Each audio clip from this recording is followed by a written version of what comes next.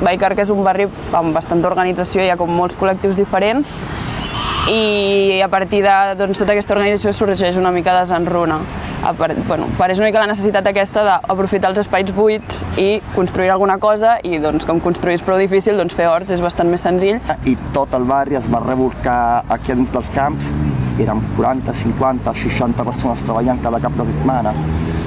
I va ser les forces del barri que van obrir aquest espai, van obrir l'altre espai, van obrir un altre espai. Hi ha un projecte ja en marxa des de fa anys, que és la construcció de blocs i d'una plaça central que arriba més o menys cap allà.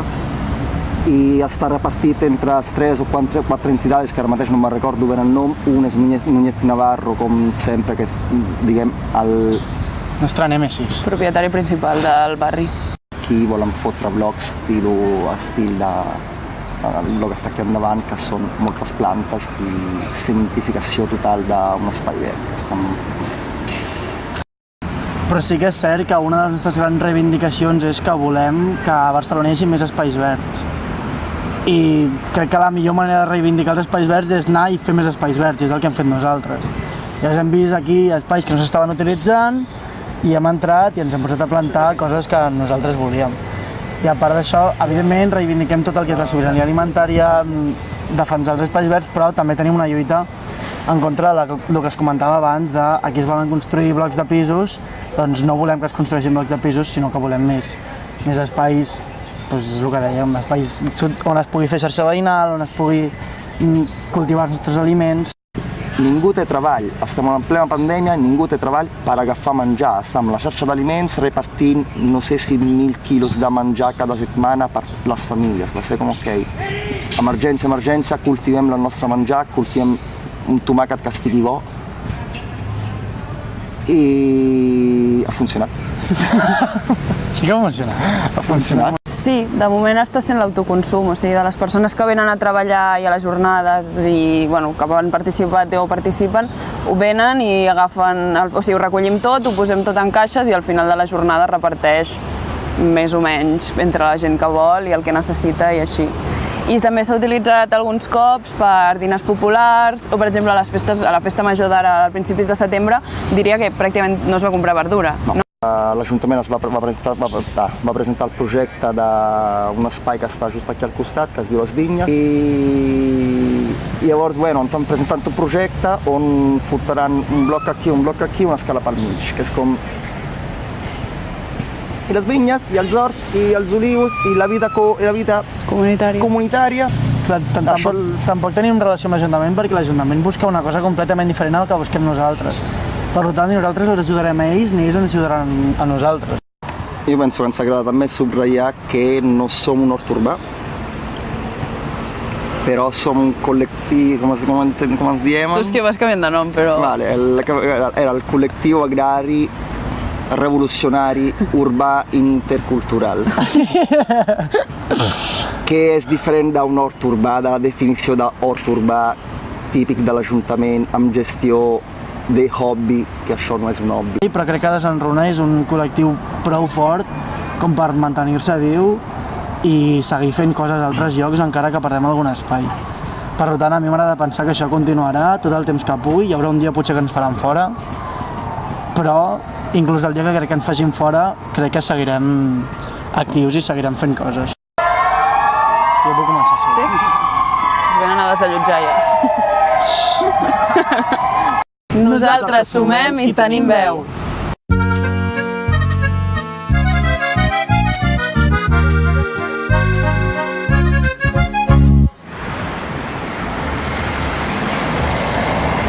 Nosaltres volem uns horts comunitaris i aquesta és la nostra filosofia. Ara aquí, al carrer Consell de Cent, l'Ajuntament té un projecte de pacificació i de fer un eix verd. Aleshores, nosaltres el que no volem és que es faci una pacificació tipus aparador. només pensada pel dia de la inauguració, en què es gasten molts cèntims, es fa una urbanització molt espectacular, però després és una urbanització morta. Per nosaltres els barris i les ciutats són éssers vius. Llavors nosaltres, en el que ens afecta a nosaltres, ens agradaria molt que cada X o cada carrer hi hagués un hort urbà. Llavors, si l'administració t'hi posa traves o t'ajuda, és molt més fàcil. Si a sobre has de lluitar contra la burocràcia, es fa molt complicat. Aquest espai mateix ha costat molt, abans en teníem menys, van dir que urbanitzarien, a l'Espai Germanetes portem molt de temps perquè ens han de substituir la terra. Nosaltres, si això no ho haguéssim ocupat, estem segurs que avui, hores d'ara, això estaria encara amb els fonaments dels barracots. Vam ocupar-ho, l'Ajuntament també ens va dir, home, si ocupeu, i també doncs, ens ho ha tolerat. I lo important és la implicació dels veïns. Nosaltres el que volem és que la gent s'impliqui i que participi dins de les seves possibilitats. A la ciutat és molt difícil sistematitzar una participació de temps, o hi ha gent que pot venir a regar un dia, hi ha gent que vol plantar coses, i una mica el projecte parteix i sorgeix així. El concepte de sobirania alimentària es basa en dues potes, no? Un és el consum, la producció, i l'altre és també l'alimentació que tu fas servir, que tu tens. A Barcelona tenim, hem parlat de les administracions, nosaltres tenim uns lobbies de les grans superfícies, de les grans mercats de vestiment, que això frena molt la idea de sobirania alimentària. Jo crec que a poc hi ha molta gent que comença a entrar-hi, i és un tema de fer didàctica. Per tant, el futur és aquest, és aprofitar els espais, i tampoc també no us ho nego, no solament per verd, sinó per facilitar que la gent hi participi i la gent s'hi estigui, faci estada. Nosaltres sumem i tenim veu.